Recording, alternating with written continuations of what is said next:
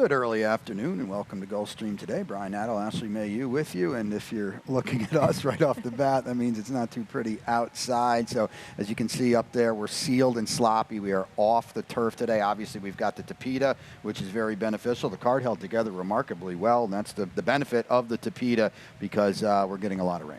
Yeah, we expected this for the last couple days. We've been checking, I know, the weather forecast every day with a potential tropical storm moving into this area, and I don't even think we're going to get to the worst of it this afternoon. So, as you mentioned, we are off the turf. The Tapeta, that's the great thing about it. I think there's only 3 or 4 scratches on the entire card. Yeah, exactly. So announcer Pete will be up in a little bit on that, but he won't have to work too hard, and that's the beauty, as Ashley said, of the Tapeta. And the other thing we've got going today, and it was a little dicey late in the afternoon yesterday, but we do have a $700,000 gross jackpot guarantee in the Rainbow Six. Yeah, I think there were 5 singles alive into the last leg yesterday, and somehow it stays intact today. You mentioned $700,000, so we've been watching it grow for a couple weeks there. There's been a couple close calls, but it's still on the line here. Yeah, without a doubt, and they were very logical contenders, so that was unfortunate, but we're back today, and you are in the chair of the role of Ron Nicoletti with a ticket coming up. That'll be race 3 today. But we'll kick it off in the opener with the early pick 5, and we'll take a look at my ticket here. Had to rework this a little bit with a few scratches, so we'll get to this opening leg in a second. We go number 3, Paxa Wallop and Knox in race 2 as the 2-year-olds are on display. The spread is in race 3, and that one's off the turf there. Top pick is Indy Lion, who I really do think benefits quite a bit from getting over to the Tapeta. The single is in race 4. There was a bit of a late scratch of the Ice Beast in there, number 6. So Vinny Van Gogh is now my single, and then a 4-deep spread in the 5th race. Top pick is number 3, Dunnigan in there for Bobby DeBona. So a $24 play, Ashley, here in the opener. We're going 6 furlongs. These are $16,000 maiden claimers.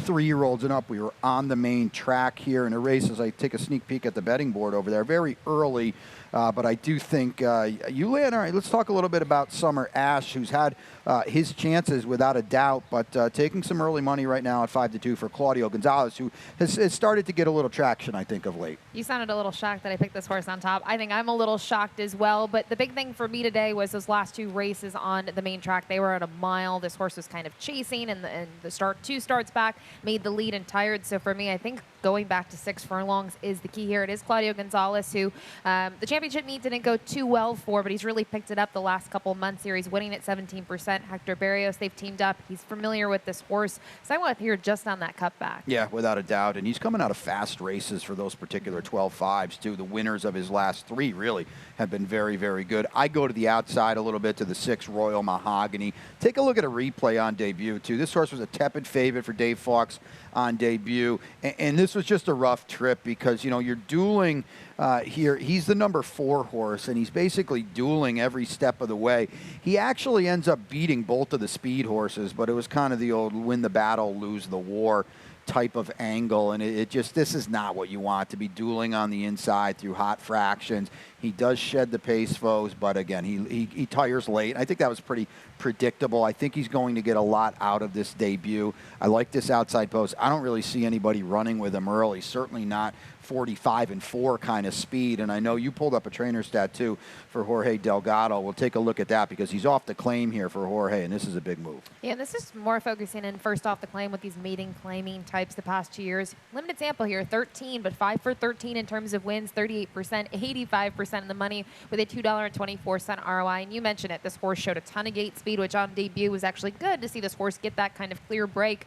But when you get pressed like that to go all the way around, it didn't fare too well for him. So I think really this horse is going to really step up today. Yeah, I agree. And he needs to. And he's going to be bet hard, too. So, you know, he's going to be an underlay. There's no doubt about that. But he's now with potent connections. And as good as David Fawkes does, he's not a guy necessarily going to crank him up that early. So you would think that Jorge made the right claim at the right time here. The firster, 70 times 7 for Ronnie Spatz, 20% on debut. His main man, Miguel Vasquez, is here. There's a, let's see, 5-1 early, very early in the betting. this is one to keep an eye on as we get closer to post. I agree. And I think looking at the workouts last two, maybe not the sharpest, but there was a pretty promising work on May 8th here locally over the mud, 47-2, which obviously might help out today with the sloppy main track. And you mentioned the connections, Ron Spatz, Miguel Vasquez. And Ron does pretty well with first-time starters. I use this horse a little bit further down just because debuting at the maiden claiming not the strongest numbers, but he's 20% in general with those firsters. Ashley brings up a good point, too. Check your PPs for off-track form, because obviously that's going to be in play throughout the day. We'll go to the 2-year-olds here in race 2, the early pick 4 here. These are 2-year-olds. You know, we saw yesterday, and it's been a theme since we started running the 2-year-old races. Experience definitely plays. Neither of us went that way. And I think the 2 firsters that we picked, and we just swapped the exacta, are you know, eligible to have some talent. With that, you know, being said, we saw yesterday Safi had a hot firster. The old, you know, they break, you lose kind of angle. If you don't break, if you don't get out running, you're in trouble here. We'll go to your pick, Knox in here, an Arundel homebred with some nice pedigree. You mentioned we're going with horses lacking experience race day, and also connections that aren't known for having either of them. We're not known for having them ready to go at first pop. But for me, looking at Knox, this is one of 2 for Arundel in here, one trained by Safi, the other one by Juan Alvarado. And look at the works. I like that some of these works have been at longer distances and shortened up. The most recent one on May 29th was promising. We know Safi in terms of what we expect out of these horses. I mean, I expect these horses to be in the money, not necessarily win, but Edwin's aboard. Yeah. They've been teaming up lately, and they've been doing really well. He actually rode out of town for him, Lone Star, I believe, as well. So for me, just a slight nudge over Knox, but I know you picked the number 3, Paxawallop, and pretty expensive purchase. Yeah, I mean, they paid a lot of money, $200,000 as a 2-year-old too. So this was very recent. So, you know, typically it's not the end all be all, but you would think they're a little more forward than sometimes their competition. This is a half, the 4th foal out of the dam, who was 5 for 11. She started 3 for 3, won 3 stakes, and this is a half to Felix, who we've seen do some good things down here too. We have, and I do like one thing, especially kind of the distinguishing thing between Knox and Paxawallop is the lack of work. It's only 4. I like seeing that with horses. They're not overworked coming into the races, and he's actually shown a progression in each of them. The last 2 have been sharp for Jeff Mullins. Jeff Mullins, long overdue to get a little racing luck as well. The barn has brought out some very live horses here to Hollandale Beach and hasn't had a lot of luck. We both have another firster, JR's Pride for Jorge Delgado, down inside. 2nd full out of the dam. Not a lot of pedigree here, but a couple works kind of whisper ready. Yeah, has a bullet drill back on May 20th, and we've talked about the connections already in the opener. Jorge Delgado does tremendous work. He's 27% with firsters and does really well with his 2-year-old. So kind of a connections play here, but you mentioned not a lot to go by pedigree-wise. Let's just talk about the 5 real quick, because we've said how experience is such an edge in these races. The 5 ran 2nd on debut, albeit a very distant one at 47-1. Going to have to back it up today. Going to have to. I mean, you look at Awesome Strong was much the best, but this, you know, Don't Answer really had to work to get that 2nd place in front of Captain Creed, who was 3rd in there. That was going 4.5, going 5 furlongs today. Not a lot to go by connections-wise as well, so just kind of working off that, you know, decent debut. Yeah, and don't forget, we run to the true finish line here, too, not the 4.5 that runs to the short finish line. That should help a horse like Don't Answer to, who wants to come from out of it. So 2 down, that means we have 6 to go on the 8-race Friday card. When we come back, Ashley's Rainbow 6. And they're off. 2nd in the 2-path. Round off first inside. Race. A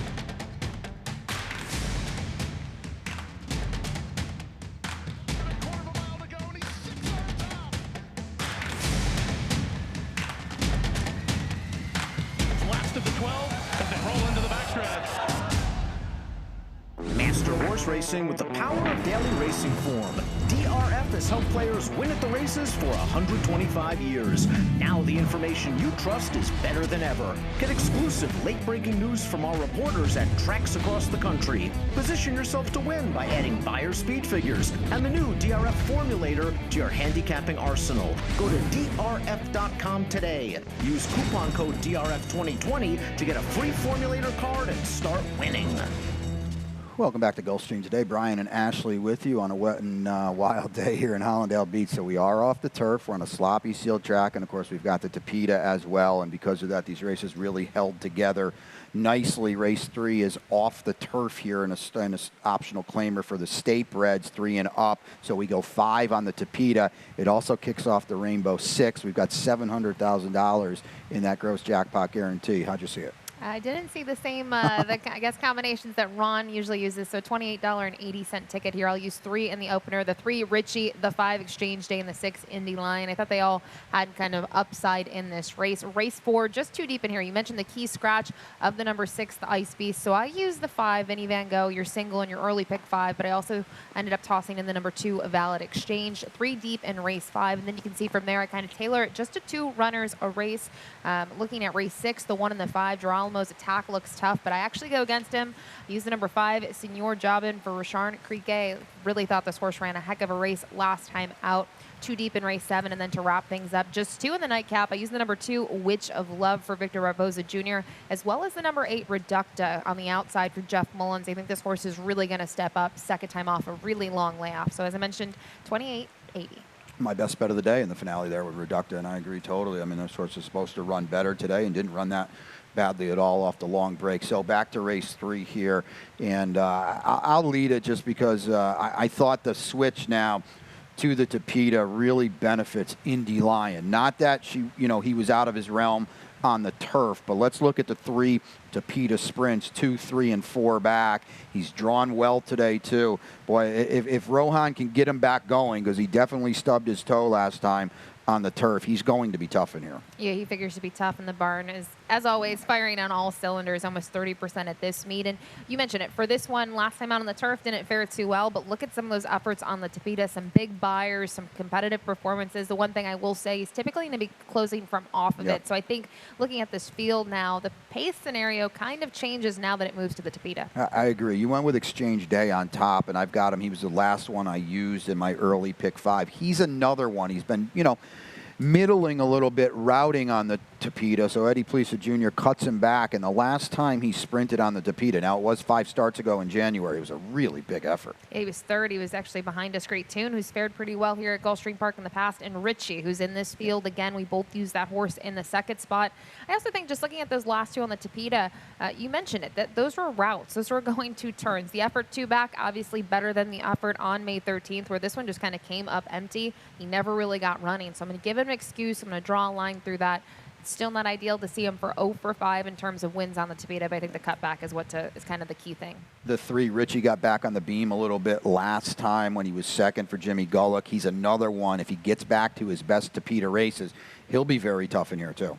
His form's inconsistent. That's the one thing I will say. I mean, you look at his record and you say, okay, he's been in the money 8 out of 14. He's there. And I thought last time out, it was actually last time out more so. But his last 2, they've been okay on the Tapeta. Don't forget, he's great at stakes place. He did that. He pulled up the upset behind Yes I Am Free, who we saw come back to win next time out. I know it's a turf race, but he's classy, and at his best, I think he's worth a shot. Yeah, I agree. So it's an interesting race now that we are off the turf. We're on a sloppy and sealed main track in the 4th, and that kicks off the late pick 5 here. These are 4-year-olds and up, so the veterans go for 12.5, going 6 furlongs. We'll take a look at my late pick 5 ticket. Won't have to take too long on it because it's $8. Don't forget, the Ice Beast, the 6 here, was kind of sort of a late scratch, so he's out in this one. The deep spread is in race 5 with the 3 Dunnigan. We got a trainer stack coming up for Bobby D in race 6. We've got a single down inside. Girolamo's attack is going to be something to 5. He'll be odds on in there, and I think it's the right spot. In the comeback, 4 deep in race 7 with the top pick,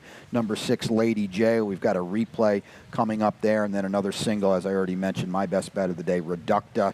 I like it's a class rise off the long layoff for Jeff Mullins, second back, so I think there's a little confidence there as well. But actually, let's get back to race 4, and I had the Ice Beast singled. I don't know what you did, but I kind of scratch into Vinny Van Gogh, but he's a single too. No, we would have had the top 4 in the same order. Okay. We still have the top 3. You mentioned Vinny Van Gogh. You scratch into. I think the big thing to note about him, he's a 9-time winner in his career. You say last time out, it's at the 62.50 level. He's jumping back up, but he was kind of a hot commodity at 12.5 in the past. And for me, when a horse gets a win, I think it's a confidence boost. He only had 1 win last year as well. So say what you want. Maybe it is tough for him to win 2 in a row, but I think looking at what he's going against today, he kind of is a standout. Yeah, let's just be honest. And this field is a little more indicative than of a 6250 as opposed to a 12-5. Same order. Valid Exchange comes in off a win for Monica McGoey, who's done good things here in limited starters at the Royal Palm Meet. I've said this time and time again. Yes, we're out of the restricted races. Coming into a spot like this off a win is never a bad thing. It's not a bad thing. This horse, best race of this year by far in terms of numbers and performance. This horse is kind of almost getting there in February and March at Tampa. Wasn't able to get the job done, but was clear of the field last time out.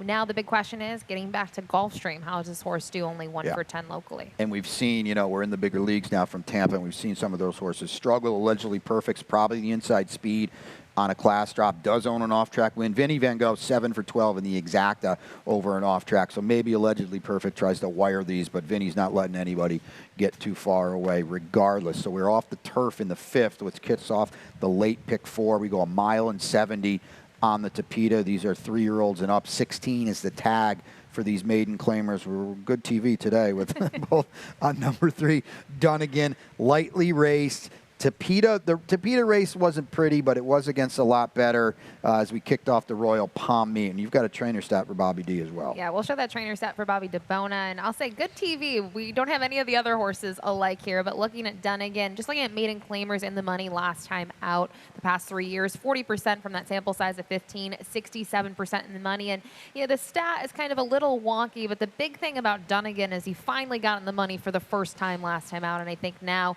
he's found that level at 16,000, and that's where he belongs. He's also got some speed in a race where there doesn't appear to be a lot of hitting early, so we'll see where Kevin Krieger puts him, but I like that. All right, so now we go off the grid a little bit. 4 Wizard Serrat for Victor Barboza for you underneath. Yeah, last 4 efforts have been on the Tapeta. The last 2 have been an improvement, I would say drastically from what we saw back during the championship meet. And maybe it is some of that class relief now that those horses have gone elsewhere. But last time out was 3rd behind October Time, who I believe is in tomorrow. It is the heavy favorite in that spot. Missed by 4 1/4. Needs to show more, but I think this horse does have at least kind of a numbers that fit the rest of the field. And as you can see from our selections, we're kind of all over the place with the minor placings. So Gemini Moon has been improving, has only run 3 times, only run twice on turf / in 2 turns.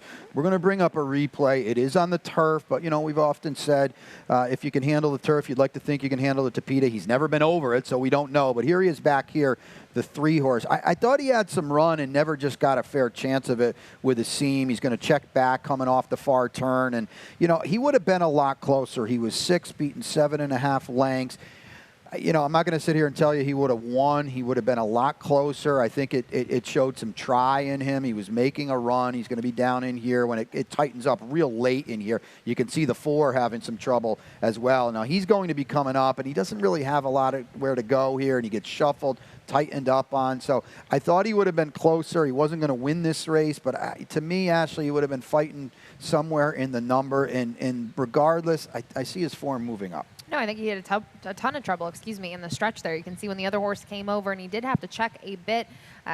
Couple other things to note. It was second start off a long layoff. He was getting Lasix for the first time in his career. I thought there was an improvement. No blinkers in that start as well. So kind of trending in the right direction. The drop helped that as well. But now, again, dropping today, I think at a price. I mean, that's kind of what we're doing underneath there. You're looking for value with Dunnigan probably going to be that short price. And Gemini Moon fits the bill. I will say Bird Note, who I've got in 3rd, has a good Tapeta race back in January for Kathleen O'Connell for 35, and he's been okay on the turf. So if nothing else, he's kind of kept his form a little bit. Late pick 3 kicks off in race 6, and it's an optional claimer for the veterans. 3-year-olds and up in here. The tag 6250, and it marks the return of Girolamo's attack. He ran in April, but the class drop here is big. I'll lead it off, and we're going to show the replay of him back. And then now this is in November, even before we kicked off the championship meet. But this is Fearless, who he's beating on the square here, and Girolamo's attack is doing the dirty work on the lead here and stringing this field out. Fearless down inside the 3-horse, a multiple graded stakes winner for Todd Pletcher and Mike Rapoli, and Girolamo's attack, held sway pretty comfortably here. Ashley, the class drop is huge. Speaker's Corner, for my money, is going to beat Flightline in the Grade 1 Met Mile. You see those kind of horses. Wayburn, Collaborate, Fortin Hill. There's no one like that in here today. No, and we're showing this race back in November, but you've touched upon those races during the championship meet. I thought the last effort, not his best effort, but you've mentioned Wayburn went on to, I think, finish 4th in the Grade 2 Ali Sheba. He's been kind of in those tougher spots. I think 3 or 4 runners went back in stakes races. They're next out. Then you mentioned the Fred Hooper Speaker's Corner. We've seen some pretty impressive things from that runner, trained by Bill Mott, and he's been bested by those horses, but now he's in a spot where he's certainly within his reach. Yeah, I mean, to say he's back with friends isn't even correct because this is a decided step lower even than Fearless, who's very, very good. I've got Senior Joe Beam in second. Ray Sharn's done a very, very good job with this horse. He stunned him last time at 8-1 when he swooped King Cab late.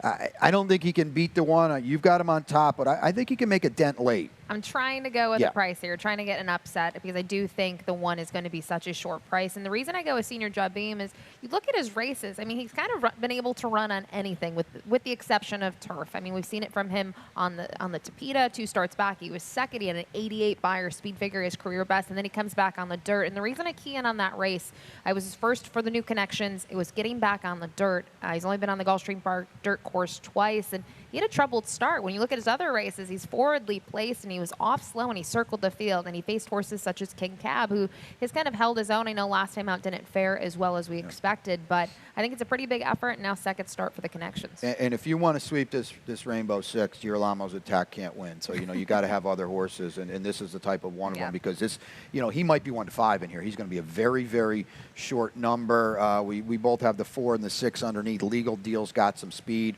for Carlos David and has run well in the past. I think of all the horses in here, because, this could be a little sharp for Girolamo's Attack. I will say that. Legal Deal is kind of the house horse at this sprint distance. Yeah, we both look at some speed horses for the minor shares. You mentioned Legal Deal, I do think is quicker than Think About It. Think About It, though, a 2-time winner this year. Yeah, and he's outside of him as well. And Think About It is also 2 for 2 in the exact over and off track. And as we've mentioned, we've got to take that into account today. Late double kicks off in the 7th. We're off the turf in here. We're on the Tapeta. We're going 1.70 again. 3-year-olds and up, fillies and mares. 16 starters in here, and we've both got number 6, Lady J, on top. We'll take a look at a replay for her. Yes, it was on the turf, but boy, she's a horse that wants to be involved early, and it just wasn't happening for her here. She's kind of mired behind all this, and she lagged behind. Watch her thread through a little bit. She's the 2, and then she gets in really, really tight and deep stretch to lose all chance. She actually drops out of the picture here. I thought this was a pretty good run, and I would think today she's going to be closer in here. I know she hasn't run well on the Tapeta 3 back, but earlier in her career, she did run very, very well for Dave Fawkes, and right when Victor claimed her. So here she is here. Thank you, Bob. And it's just not really working out for her. She's trying to find a seam. She does come through nicely, and then it's going to all go wrong for her. I thought it was a pretty good effort. I know we're back on the Tapeta today. Look at her steady, and while she's really making her run.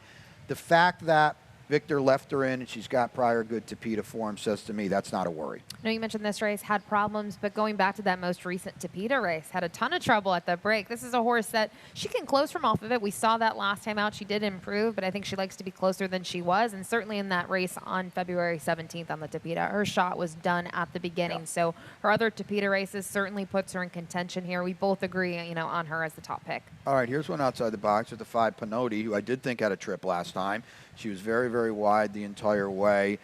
Blinkers may be going on today for Kathleen. Well, I think blinkers might be necessary because when you look at those last 2 or 3 efforts from her, there's been some issues. I mean, she seems like she's off slow. She doesn't have that focus out of the gate. And looking at kind of the races she's been in some starter allowances. She's been in for the $20,000 tag at the claiming level. I think there's some promise. Again, you mentioned the blinkers going on. A 3-time winner. All 3 wins have been on the Tapeta. And now just kind of second start for the connection. So for me, this is an angle that works pretty well for Kathleen. Domineering's down inside the 1. She doesn't really have any proven Tapeta form, but it's Rohan. He's going so good. We're tactical, and she's drawn well inside. So, I like the fact she comes in off a win, too.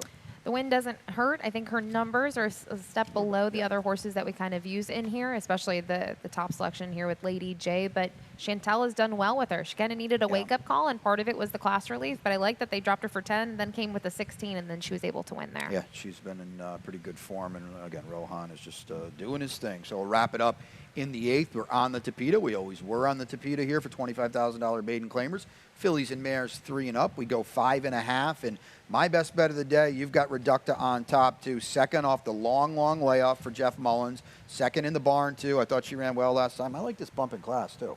I don't mind the bump in class because I think last time out, Storyteller is right in front of him in this spot. Again, Dry Humor is simply much the best. And looking at the trip that she got, she was chasing throughout. She didn't really have that ability to kind of get going late, but a big reason, you mentioned it's a long layoff. It's almost a 2-year layoff. Yeah. Now she's a 5-year-old mare. I think with these sorts of horses, second off, you would expect improvement. If there's one horse that has the upside of Reducta and who can improve, it's got to be the 2 Witch of Love, who never ran an inch in 3 starts in New York and in New Jersey, and then Victor takes over last time, and she ran very, very well for a quarter, was a clear second, was second behind a clear winner, and that was a really, really step-up effort inside speed today.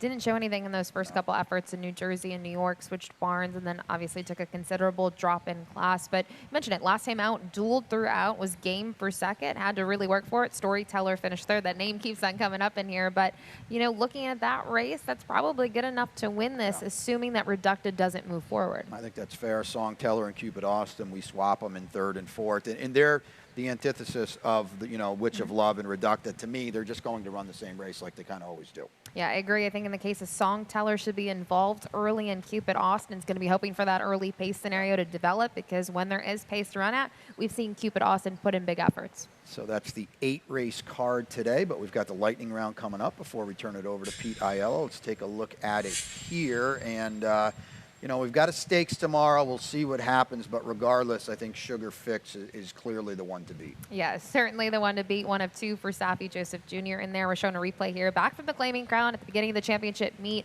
Sugar Fix was the number 8 here and just kind of stormed away with it. A really big performance. Safi's done a tremendous job with her. The other one, her stablemate, Lovely Lovey, in that race as well. She's a major player in there, especially if it gets moved over. That's to be determined. We've talked ad nauseum about these 2-year-olds that have experience. And it played out again yesterday. Maybe it was a little off the radar kind of, but Pachenga Loca was really, really good for the connections that brought you Latruska. Here he goes here running off for Fausto Gutierrez. Certainly turned it around from the debut that wasn't that promising, but Pachenga Loca was able to hit the front and kind of draw clear in here, and was worked a little bit in the end, but was able to kind of hold her own. We've got the Grade 3 Smile coming up on the July 4th weekend, and Drain the Clock is pointing towards that, the Grade 1 winner for Safi Joseph Jr. And here he is gutting it out over Gatsby in an absolutely phenomenal effort. This kicked off while it was really early in the championship meet. Yeah, it was only her second weekend of racing, but Drain the Clock has had some huge performances. They've taken some big chances with him in the spots that he runs, so I like him coming back here. And a little different this year with the Breeders' Cup. There is some incentives for some of these dirt races to help support the dirt fields on the both days of Breeders' Cup. So with the Smile is one of those races. I think there's a $30,000 incentive towards entry. Yeah, and then last but not least, our sister track up in Maryland, which I know you know quite well. Laurel's getting going today on their summer meet. Yeah, things just wrapped up at Pimlico. Jevian Toledo is their leading rider at the Pimlico meet. There was a tie for the trainers between Brittany Russell and Richard Silliman. So now going back to Laurel, they're there for almost 3 months. And there we go. So that is today, 12:40 post, Friday, Saturday, Sunday. We are going to wrap it up. We'll send it upstairs, tracking out to Pete Aiello for the weather. And, well, we know the weather for the changes. And then we'll be back here for the opener in about 10 minutes.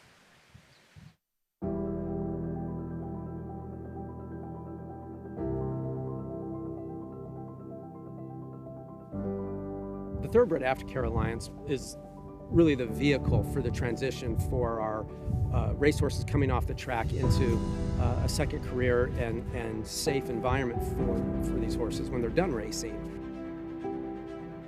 I've been passionate about racehorses my whole life, animals in general, and without the TAA to provide that oversight, there would be a big void in terms of making sure that we have this ongoing safe environment for our off-the-track racehorses.